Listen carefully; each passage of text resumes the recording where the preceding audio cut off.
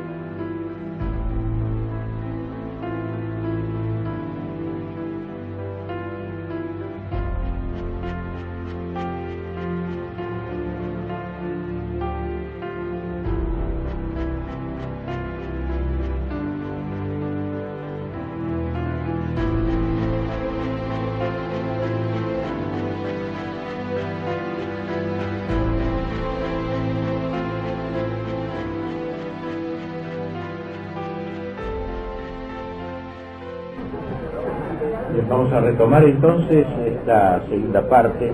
Decíamos que debe haber, no vamos a decir mucho, pero tuvo una gran importancia en su momento por esta insistencia, no en la libertad tanto, también, pero en la igualdad. Se sentía el apóstol de la igualdad y a través de la violencia, de la fuerza también, fue muy amigo de Robespierre.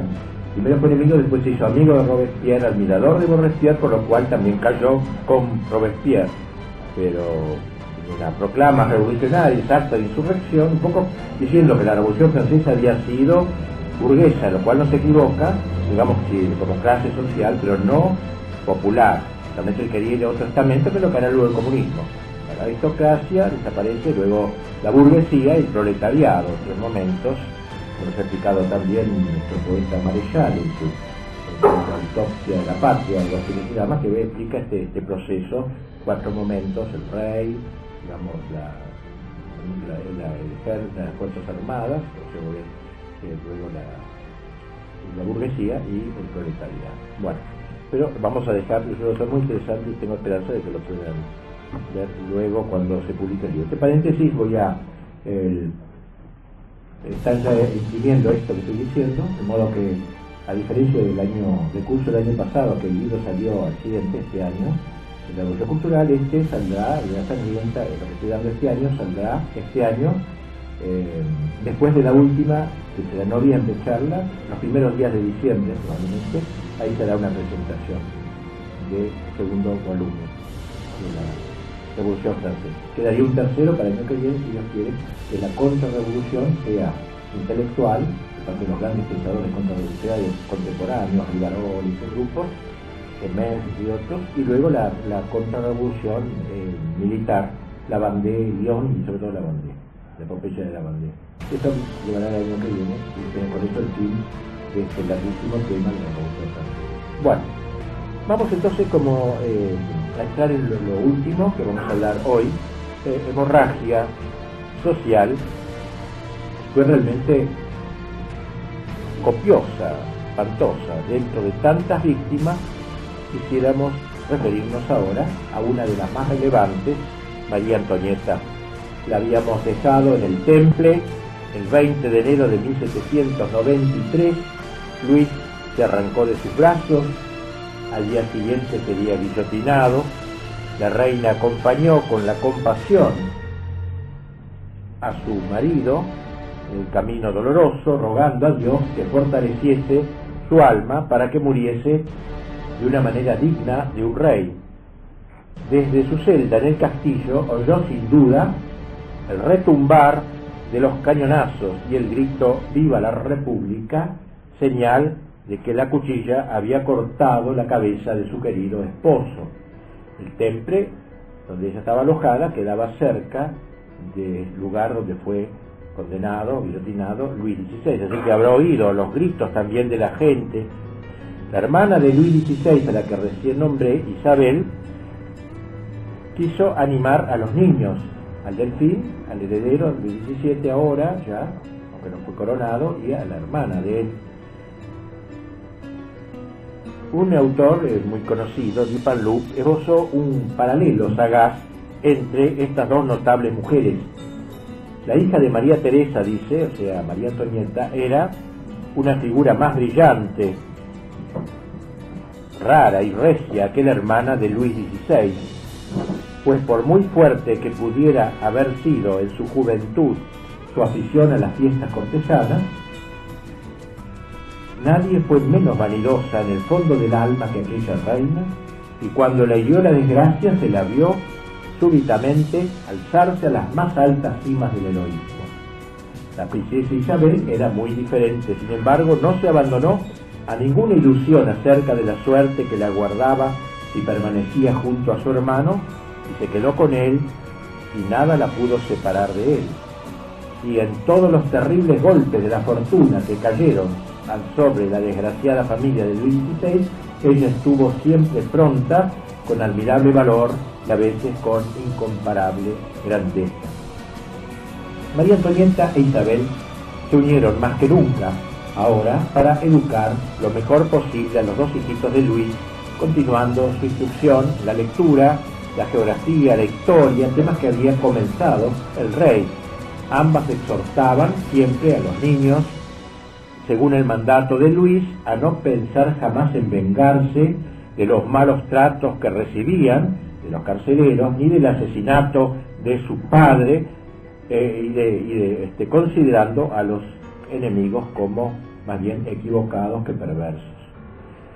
Bien, el 10 de julio de 1793, la Comisión del Bien Público ordenó separar al joven delfín, ahora rey, de su madre y recluirlo en la parte más difícilmente accesible de la torre, poniéndolo bajo los cuidados de un educador, digamos entre comillas, que debía elegir la Comuna de París, un preceptor, al quien eligieron a un zapatero, y así se lo comunicaron a la reina. Venimos a intimarle la orden de la convención sobre que el hijo de Capeto ha de ser separado de su madre y su familia. La reina se puso pálida. Madre, madre, no me abandones, le imploró su hijo. María Antonieta, impotente ante la fuerza bruta, conservando su dignidad de reina sin perder su ternura de madre, se sentó en una silla, colocó delante suyo a su hijo, puso las manos sobre sus hombros. Hijo mío, hemos de separarnos, piensa siempre en tus obligaciones, aun cuando no esté yo para recordártelas. Nunca olvides al buen Dios que te pone a prueba, nunca olvides a tu madre que te ama, sé bueno, paciente, conserva tu honor, así tu padre te bendecirá desde el cielo. Deja de predicarle, le dijo el zapatero, ¿no? O todavía no, uno de los carceleros, poquito antes de ser llevado. La nación, le dijo este hombre, este carcelero, a la madre, la nación siempre grande y magnánima cuidará de su educación. El niño se resistía, lloraba, no quería ser separado de su madre, de modo que lo llevaron arrastrando a su nuevo educador a la otra parte del palacio, de la torre del temple, y allí le dieron instrucciones en voz baja, cómo tenían que tratarlo a este chico, y luego se fueron. Dijimos que este educador era un zapatero remendón llamado Simón, que tenía 57 años, una figura burda, una voz ronca, conducta grosera.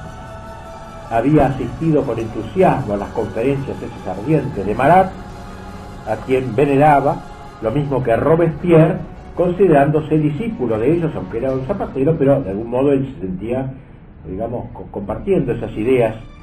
Digna de él era su mujer, María Juana a la Dama, campesina de la misma edad, una mujer gorda, fea. No tenían hijos. Cuando los funcionarios estaban por retirarse, les preguntaron: ciudadanos, ¿qué hay que hacer con el lobezno? Con este lobo, ¿no? Lobezno. A la mañana siguiente retornaron aquellos hombres y al verlos, el niño les dijo: quisiera saber dónde está la ley que les permite separarme así de mi madre. 8 años tenía, ¿no? Los funcionarios no le contestaron, pero sí: Simón, cierra el pico, Capeto. Al día siguiente el niño no abrió la boca. Oh, pequeño Capeto, ¿eres mudo? Aguarda, yo ya te voy a enseñar a hablar y a cantar la carmañola y a gritar viva la República. ¿Eres mudo? Yo soy tu maestro. No te puedo dejar corromper en tu ignorancia. Yo te he de formar conforme a las nuevas ideas y las exigencias del tiempo. Primero procuró ganarse a su nuevo alumno con algún regalito, le dio una trompeta para que aprendiera a tocar. La loba de tu madre y la perra de tu tía, le dijo, tocan el piano. Tú las has de acompañar con la trompeta. El pequeño arrojó el instrumento al suelo y allí recibió los primeros golpes de los muchos que iba a recibir. Aquí te he de mandar, bestia, soy yo el que te mando. Yo sé lo que quiero. Viva la libertad y la igualdad. Desde entonces no perdía ocasión de maltratarlo. Cuando su mujer le llegó la noticia de la muerte de Marat por manos de Carlota, Simón se puso furioso. Bebió una buena dosis de aguardiente y llevó al príncipe a la plataforma de la torre, donde se oía el alboroto de la calle. ¿Oyes ese ruido, Capeto? Es el sollozo del pueblo sobre el cadáver de su amigo. Capeto ha de llevar luto por Marat. Maldita víbora, ¿no muestras dolor a ninguno? Él le respondió: no conocía al que ha muerto. Iba a saber, un chico de 8 años, que no conocía al que ha muerto. Al pobre niño ni siquiera le era dado leer. Su madre le había hecho llegar algunos libros, pero Simón, que no hacía sino maldecir, beber y cantar cantos republicanos, los había tirado al fuego, ¿no? Para hacer una comida, para encender su pipa, etc. En vano el joven Luis se resistió a llevar el gorro frigio que le quiso imponer este hombre. Se lo encajaron en la cabeza, se lo encasquetaron, y así cubierto, el hijo del rey, ahora rey, debía servir la comida a Simón para humillarlo lo más posible. María Antonieta, por su parte, que estaba separada de él ahora, permanecía con su hija, María Teresa. Esta chica luego se va a salvar, van a salir y se va a casar con un príncipe de Viena, pero por el momento, no sé por qué no la mataron, porque cayó Robespierre, hubo tiempo quizás. Bueno, bien, así que estaba ahora con su hija María Teresa, con Isabel también, y dejó de tener noticias de su hijito, del Delfín. Solo se enteró, ya no Delfín, rey, ¿no? Solo se enteró que cada tanto lo llevaban al jardín. Y una vez logró verlo desde la ventana. Fue peor. Lo vio pasar, ya no en traje de luto por su padre, sino con el gorro frigio, mientras su educador lo retaba, lo maldecía. Chiquito caminaba con la cabeza inclinada, sin atreverse a mirar a su verdugo, aterrorizado. Luego la reina se enteraría de que Simón no hablaba con su hijo, sino insultándolo, profiriendo insultos, al tiempo que le forzaba, con azotes, a cantar canciones revolucionarias y obscenas. Ya no habría de volver a verlo más, porque la convención dispuso que fuese llevada a la conserjería, el lugar que era la antesala de la guillotina, digamos así, para ser allí juzgada por el tribunal revolucionario. Ahora la tenemos sola en la cárcel. La corte de Viena no sabía qué actitud tomar.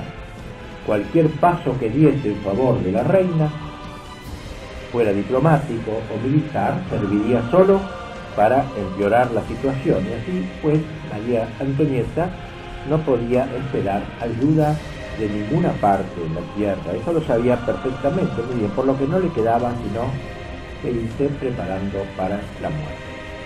Sus adversarios, por lo demás, estaban perplejos. ¿Qué crimen le podrían imputar? La celda de la conserjería en la que vivía ella era un pequeño cuarto con piso de ladrillo, dividido en dos mitades por un tabique de madera. Cada parte estaba escasamente iluminada por unas ventanas por una ventana que miraba al patio. La interior era destinada a la reina y la otra partecita que daba a la puerta la ocupaban dos guardias que habían de vigilarla día y noche. La cárcel era más baja que el Sena, el río, que el piso exterior, de modo que cuando crecía el río, estaba tan cerca, el agua chorreaba de las paredes y el aire se volvía irrespirable. En las otras celdas estaban recluidos asesinos y ladrones, porque también a estos los mataban, ¿no? A los asesinos también. De paso, por lo menos, bueno. Obviamente se había elegido una cárcel así para mejor ultrajar a la reina, meterla junto con él. Su hija escribiría luego en su memoria, la hija de él escribió memorias luego cuando grande, escribiría en su memoria, tendría 14 años más o menos, un poquito mayor que su hermanito. Digo, en sus memorias, allí refiere que a menudo un sacerdote refractario, que estaba por ahí preso, se las ingeniaba para llegarse a su madre y darle los sacramentos que ella recibía en gran piedad. Pronto se aprestaron para dar comienzo al proceso. De entrada recurrieron a una estratagema tan vil que apenas se podía imaginar algo peor. Pero antes de proseguir veamos lo que pasaba con el niño todavía recluido en el temple. La brutalidad de Simón contra Luis XVII, llamémoslo así, había ido en aumento. Cuando el 10 de agosto se celebraba el primer aniversario, fiesta republicana de aquella masacre, se oyeron los cañonazos de rigor. Simón le dijo: pequeño Capeto, hoy es tu gran fiesta, has de gritar ¡viva la República! El niño levantó la cabeza y dijo con voz firme: puedes hacer lo que quieras, pero yo no gritaré ¡viva la República! Al día siguiente Simón le leyó la reseña de la fiesta. El niño escuchaba con tranquilidad, pero cuando su verdugo le contó que en el cuarto discurso que se pronunció en esa fiesta se había dicho: aquí la cuchilla de la ley hirió al tirano, se dirigió al hueco de la ventana y comenzó a llorar. Simón le tomó de los pelos y le exigió que jurase: la República es eterna. El niño no abrió la boca, entonces lo sacudió. Nada es eterno, dijo el niño. Simón estalló de ira. La mujer lo quiso calmar. Déjalo, ha sido educado en la mentira. Entre lágrimas el niño se corrigió. Me he equivocado, dijo. Dios es eterno, pero solo Él es eterno.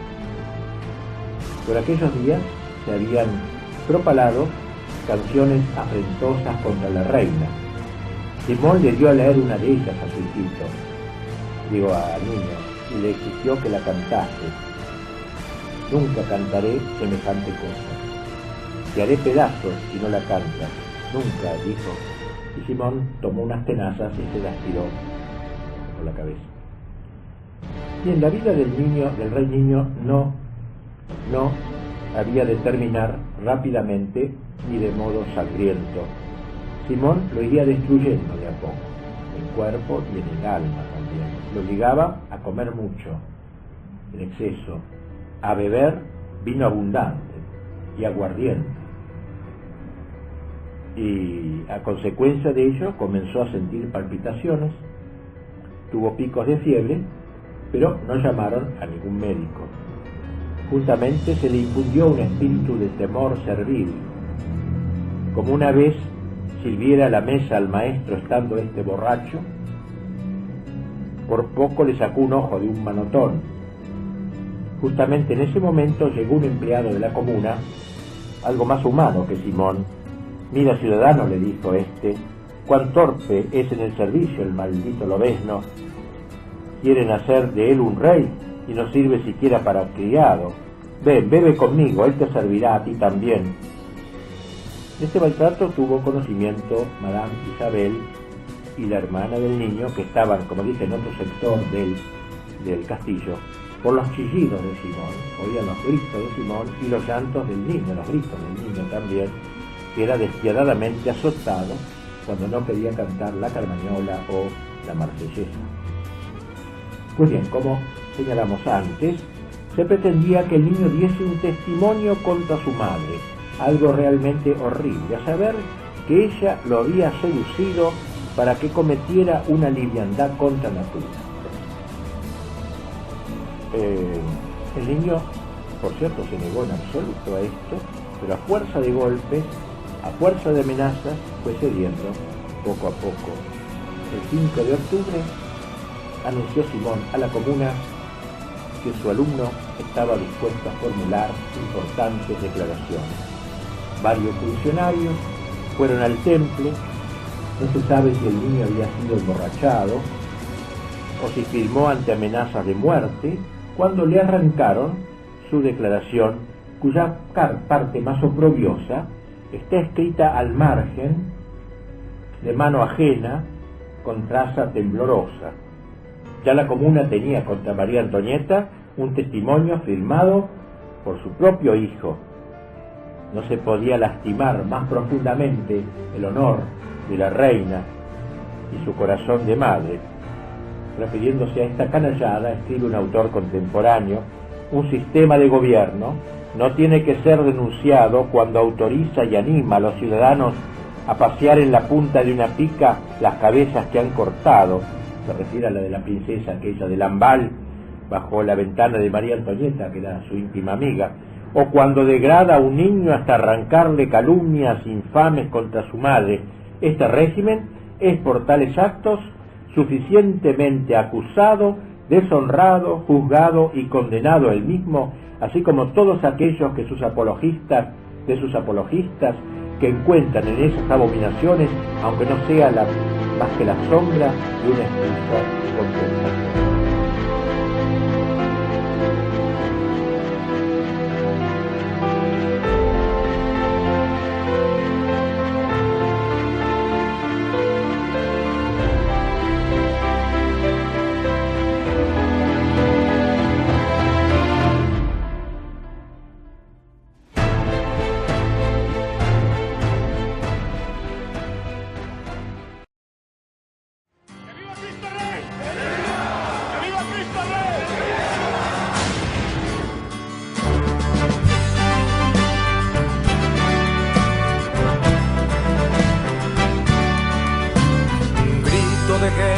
Se escucha en la paz de la tierra y en todo lugar. Los prestos guerreros empuñan su espada y se enlistan para pelear. Para eso han sido entrenados, defenderán la verdad. El objetivo que diera origen a la puesta en marcha de este blog radio, que llamamos Quijote Siglo XXI, es intentar restaurar la patria, sobre los mismos cimientos que señalaron sus padres fundadores. La religión católica, apostólica y romana y el orden natural, disponiendo con todos sus componentes defenderla por siempre. Así, con esos pilares elementales y necesarios, pretendemos un funcionamiento ideal. Practicando a su vez la filosofía clásica, ejecutando una política auténticamente nacional, con profundo amor fraternal, intentaremos la integración y colaboración de todos sus medios, formalizaremos la unidad de esos principios, con fe, esperanza y caridad para lograr la asistencia de Cristo, Rey de las Naciones. A quien rogamos nos dé la fuerza y voluntad de saber oponernos a todo quien atente contra ello. Por desigual que resulte enfrentar este conglomerado de apátridas, cómplices al modernismo ateo, socialismo, progresismo marxista, o como les guste llamarse, pero agregados siempre, a prestarse a la entrega de nuestro suelo al maléfico nuevo orden mundial. Invitamos por eso a todo compatriota de buena fe, valientes amigos, y contactos que nos brinda Internet, integren un frente de lucha, del lugar y posición que deseen, pero distante de la inútil y servil partidocracia, variante vergonzosa, que comúnmente proponen desde hace años y obedecen muchos como lacayos, acabando como responsables de todo robos y entregas consumados contra la nación. No conocemos mayor alegría no existe más honroso afán que con mis hermanos estar en la línea y juntos la vida entregar a él que merece la gloria y nos reclutó por amor. Ante la rodilla se dobla y se postra el corazón. ¡Viva Cristo Rey! ¡Viva Cristo Rey! El grito de guerra que enciende la tierra.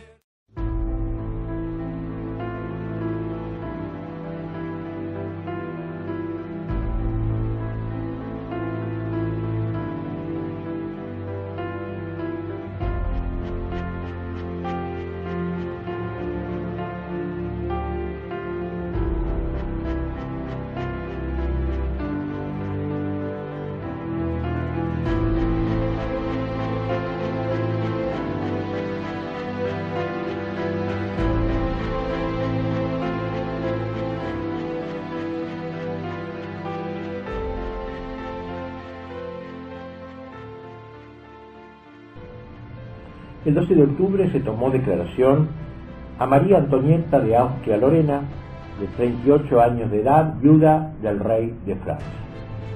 La reina dio respuestas cautas a las preguntas. El 13 de octubre, Fouquier Tinville, aquel terrible juez, tan cruel juez, la acusó de haber conspirado contra Francia, manteniendo relaciones perjudiciales con cortes extranjeras, prodigando los recursos financieros de la nación para satisfacer sus frívolos caprichos, enviando millones al emperador, que los usa aún para perjudicar la República.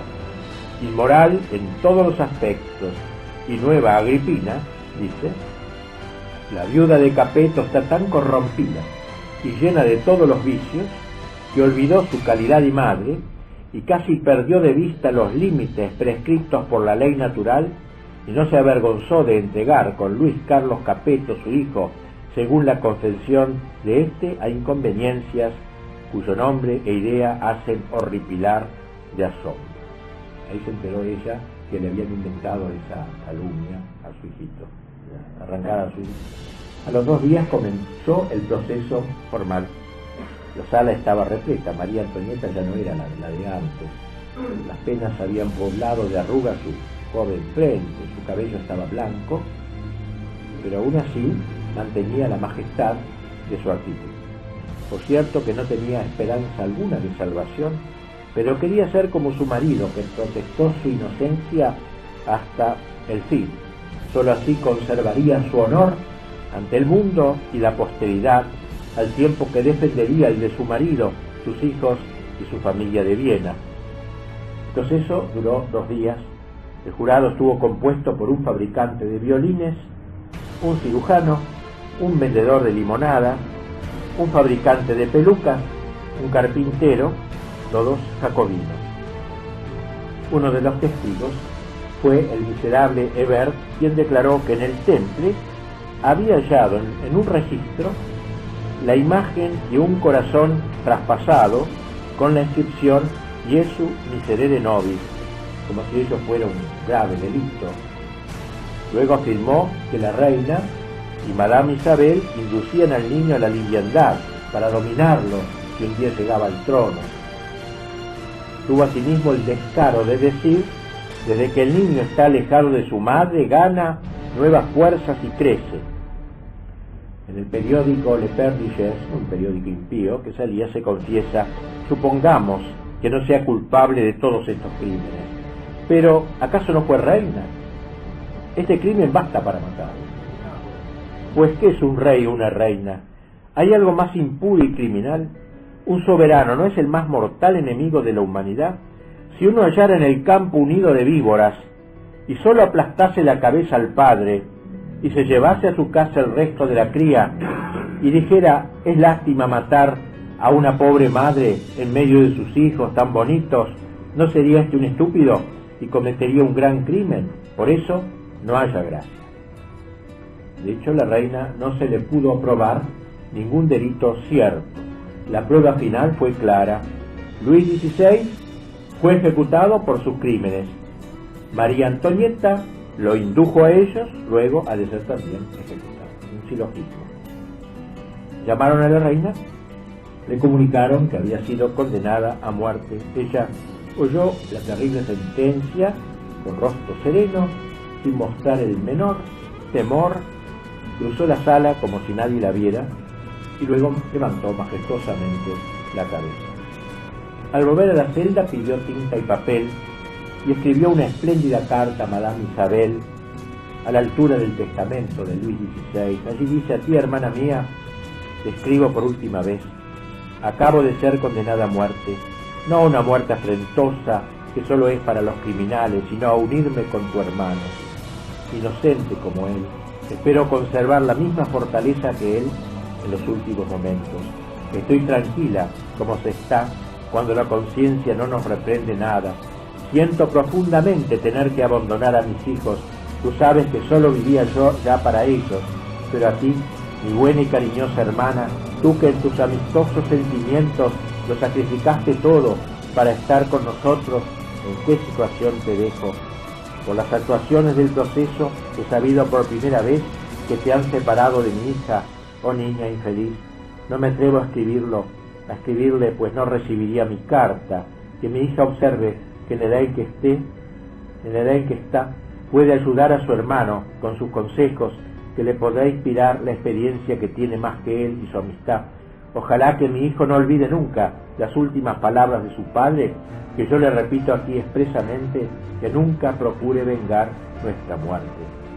Todavía te he de confiar mis últimos pensamientos. De buena gana los hubiera escrito ya al comienzo de mi proceso, pero prescindiendo de que no me dejaban escribir, el curso de las cosas ha sido tan rápido que en realidad no he tenido tiempo para ello. Muero en la religión católica apostólica romana, en la religión de mis padres, en que he sido educada, que he profesado siempre, aunque no puedo esperar ninguno de los consuelos espirituales, porque no tenía ningún sacerdote no refractario, y no sé si hay aún aquí verdaderos sacerdotes de esta religión, y hasta el lugar en que me hallo los expondría a excesivo peligro si vinieran acá. Pido sinceramente a Dios perdón de todas las faltas que puedo haber cometido desde que existo. Espero que en su bondad acepte benignamente mis últimos deseos, así como los que tengo hace tiempo, de que reciba mi alma en su misericordia y su gracia. Perdono a todos mis enemigos el daño que me han hecho. Envío un adiós a mis tíos, hermanos y hermanas. Dios mío, cómo desgarra el corazón abandonarlos para siempre. Adiós, adiós. Ahora me quiero ocupar únicamente de mis obligaciones espirituales. Como no soy libre en mis acciones, ¿acaso me traerán un sacerdote? Pero protesto que no le diré una palabra y lo trataré como un ser enteramente extraño. ¿Entienden? Digo a uno de los juramentales. Al parecer ella había aceptado la eventualidad de una muerte tan trágica desde aquel consejo del rey en que ella había apoyado la doble decisión de Luis XVI de oponer, por una parte, su veto a la medida del exilio que se aprestaba a tomar la Asamblea contra los sacerdotes llamados refractarios, y a dar, por otra parte, su apoyo a la condenación de la Constitución Civil del Clero, condenación recientemente recomendada por Roma. A la salida de esa deliberación hacía un tiempo, ella había públicamente declarado: no nos queda más que dar un gran ejemplo. O sea, fue un acto heroico poner el veto, pues se acuerdan que se llamaba Madame Veto, porque ella también estuvo con su marido, Monsieur Veto y Madame Veto. Ahora van a ver la Romañola cantaba en eso lo que le va a pasar. María Teresa, su hija, describe en sus memorias las últimas horas de María Antonieta.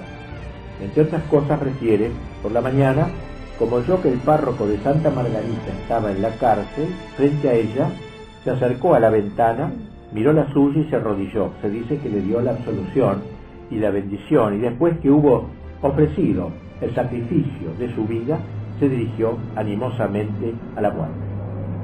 Uno de sus servidores testimonia que en ese momento se presentó a la reina un clérigo enviado por el gobierno y le ofreció confesarla. Ella, sabiendo que era juramentado, rehusó cortésmente. Luego llegó Sansón, el famoso verdugo, Ya estaba bien preparada, salió de la sala vestida de blanco, en señal de inocencia, como lo hizo su marido el día de la ejecución. Había esperado que la conducirían al cadalso en un coche cerrado, como habían hecho con el rey, pero no fue así. Con las manos atadas, la llevaron hasta un tosco carro de verdugo, de ruedas altas y sucias, arrastrada por un caballo. Estaba pálida, pero conservando siempre la dignidad de una reina. Detrás de ella iba Sansón, supongo que sufriendo, este pobre hombre también, con una larga soga en la mano, cuyo extremo tenía juntas las manos de la reina. Al llegar al carro subió los escalones, rehusando la ayuda de Sansón, se sentó sobre una tabla grosera con el rostro dirigido al caballo, pero el verdugo le indicó que debía ir mirando hacia atrás, de espaldas al caballo. Un sacerdote, vestido de civil, se sentó junto a ella, con un crucifijo en la mano, pero ella no la sintió. Era un sacerdote de Desde el Palacio de Justicia hasta la Plaza de la Revolución había 30.000 hombres, con armas y artillería formando un tupido cordón. Centenares de miles de personas la miraron pasar, muchos de ellos entre burlas. Quizás se haya recordado en aquellos momentos como pocos años antes había sido recibida entre aplausos y vítores por una multitud cuando llegó de Viena a Versalles en una majestuosa carroza para desposarse con Luis XVI, así como el gran recibimiento que le hicieron en la corte. Ahora se veía rodeada de odio, viuda de un rey asesinado, madre de 2 infelices hijos, condenada a muerte por crímenes que no había cometido, expuesta en el carro del verdugo a las miradas de una multitud adversa. Yo estaba, sin embargo, siempre serena, llena de majestad, como solo podía serlo un alma grande, fuerte, robustecida por la fe. Se ha dicho que durante el recorrido iba mirando los números de las casas por donde pasaba, y que probablemente lo que esperaba era ver por la ventana a un sacerdote conocido pero camuflado que le impartiera la última absolución. Probablemente sabía que en la calle tal número vivía un sacerdote no juramentado. De hecho, en un momento determinado, cerró los ojos, inclinó la cabeza y, como no podía valerse de las manos atadas, trazó con 3 movimientos de cabeza hacia su pecho y sus hombros la señal de la cruz. Y un gozo profundo se manifestó desde aquel instante en su rostro. Probablemente vio al sacerdote que le disfrazaba, pero que le hacía la absolución. Pasó frente a las Tullerías, lugar de tantos recuerdos esplendorosos y de tantos momentos dolorosos. Luego el carro se detuvo delante del lugar del cadalso. Ligera y grácil subió sus gradas, luego se arrodilló para una breve oración y finalmente la heroica hija de María Teresa la Grande se levantó diciendo: adiós, una vez más, hijos míos, voy a vuestro padre. Enseguida se dirigió al verdugo diciéndole: despache pronto. Cayó la cabeza y Sansón, como era la costumbre, la mostró al pueblo mientras la multitud gritaba: viva la República, y cantaba la Carmañola, Madame de todo, y todo esto. Ni siquiera permitieron que se la pusiese en un ataúd donde descansar, sino que fue sepultada en tierra, en el cementerio de Santa Magdalena. Digamos, refiriéndose al proceso de María Antonieta, ha escrito Alexis Filbert, un gran autor contemporáneo, cada uno de los grandes momentos de la historia, cuando el mundo cambia de figura, es marcado por un proceso trucado, en que la inmolación del condenado espía la indignidad de los jueces y de los verdugos. La pasión de Cristo es el arquetipo eterno, cuyos rasgos se reproducen con más o menos pureza en procesos como los de Sócrates y de Juana de Arco, etc. Es como era de esperar, toda Europa quedó atónita ante la muerte de la reina, sobre todo la corte de Viena. Días atrás se había hablado en París de que un grupo de nobles harían un golpe de mano con el fin de liberarla. Para evitar esta acción de comando, el gobierno, informado de ello, había puesto 30.000 hombres de custodia, pero solo se trataba de un puñado y cuando tuvieron que actuar fueron detenidos. El trato que se le daba a Madame Isabel, que permanecía sola en el templo con su hija, con la niña, se hizo todavía más duro. En cuanto al niño rey, nada supo de la muerte de su madre, pero una noche fue obligado a beber aguardiente por una apuesta que Simón había ganado a su mujer. Ella había afirmado que la reina era tan hermosa y hablaba tan bien que acabaría por ablandar a su pueblo. Simón le había dicho que no sería así, le apostó que sería justicia, una propia apuesta. Cuando llegó la noticia de que la había matado, la mujer de Simón debió pagar aguardiente. El chico no sabía por qué era todo eso. El niño preguntó sobre qué fue la apuesta, pero no se lo dijeron. Por lo demás, cada vez lo trataban peor, se burlaban de él, lo declaraban, le tiraban en la cara el humo de los cigarrillos, y cuando estaba borracho se lo arrojaban el uno al otro como si fuera una pelota. Un día Simón le ordenó que le lavara los pies con una palangana. El niño, amedrentado, dejó caer la toalla en una estufa encendida y Simón le dio un terrible puntapié. Luego le pegó, lo maldijo a él, a su padre y a su madre. Otra vez sentado a la mesa le mandó que cantase canciones revolucionarias obscenas. El niño se negó y tomándole del pelo le dijo: víbora maldita, tengo ganas de estrellarte contra la pared. Su madre le había enseñado a orar y un día estaba él en su cuarto de la noche, se arrodilló y oró. Simón se despertó, le tiró agua fría por la cabeza. Yo te enseñé a rezar Paternoster y levantarte de noche como un trapense, le gritó mientras le golpeaba con zapatos claveteados, como el zapatero ahí. Desde ese día el niño quedó como indiferente, ya nada le interesaba. Dejaba que se hiciese de él lo que se quisiera. Encerrado como una fiera, bebía de noche, sin luz y con poco aire de día. Este cautiverio duró 2 años.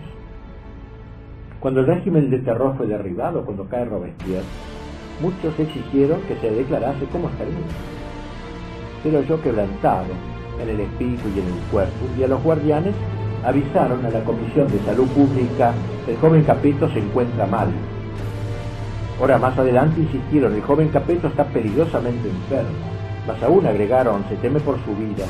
Hasta que por fin el gobierno mandó el médico. Encontró al niño en estado grave. Entonces lo llevaron a tomar aire en la terraza de la torre, que nunca había subido ahí, pero estaba tan débil que tuvieron que trasladarlo a cuestas. Y cuando vio el cielo chiquito, azul, que hacía tanto tiempo no veía, y escuchó el canto de los pájaros, se llenó de alegría y mostró interés por mejorar. Su hermana María Teresa, que estaba aún detenida en la torre, en el cuarto cercano a él, barruntando los sufrimientos de su hermanito, pidió permiso para cuidarlo, pero de ningún modo, le dijeron. Como no era poca la gente que mostraba compasión por el estado del niño, se inventó que algunos monárquicos estaban haciendo negociaciones con Rusia, Austria y Prusia para hacer a Luis Capeto rey de Polonia.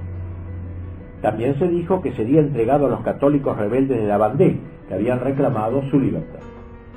Por esos días llamaron a otro médico, un famoso cirujano, que luego relataría allí al niño en un estado tan lamentable que enseguida rogué me asociaran urgentemente a otro médico para no cargar solo con la responsabilidad.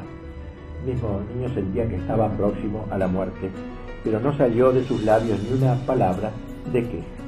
En cierta ocasión lo llamó el médico, lo tomó de la mano y le dijo al oído que no hablara tan alto, porque arriba podían oír que él estaba enfermo y ello les afligiría. Al parecer creía que su madre, su hermana y su tía Isabel todavía estaban presentes. El médico logró por fin que lo pusieran en un cuarto donde había luz, donde había aire, y lo confiaran a un enfermero, pero ya era tarde. El último que lo cuidó era más humano y hasta rezaba. Un día el niño le tomó de la mano, la apretó sobre sus labios y levantando la mirada al cielo dijo: ¡qué linda música! Nadie estaba tocando música. ¿De dónde oyes música?, le dijo el enfermero. De arriba. ¿Desde cuándo? Desde que tú rezas. ¿No las oído? Escucha nomás. Y agregó: entre todas las voces he reconocido la de mi madre. Tras decir esto, levantó los ojos a lo alto. Había más. Y lo pusieron en un ataúd, clavaron el cajón. Su hermana, que se encontraba tan cerca, barruntó lo que no sé lo que significaban esos mártires, ya, no sé si lo había pensado, que fue también él llevado al cementerio de Santa Margarita y colocado en una tumba común. Bien, junto con la noticia de la muerte se propagó el rumor de que el niño de verdad no había muerto. Y aquí empezó toda una trama novelesca que dura hasta hoy, según la cual no es él el que murió, es otro. Me ha parecido lo que pasa con el zar de la familia de los zares de Rusia, con Anastasia, que habría sobrevivido al asesinato de la familia real. Aquí también este niño habría vivido, aquí se ha escrito un libro sobre él, sobre este tema, y se ha hablado que había venido de la Argentina,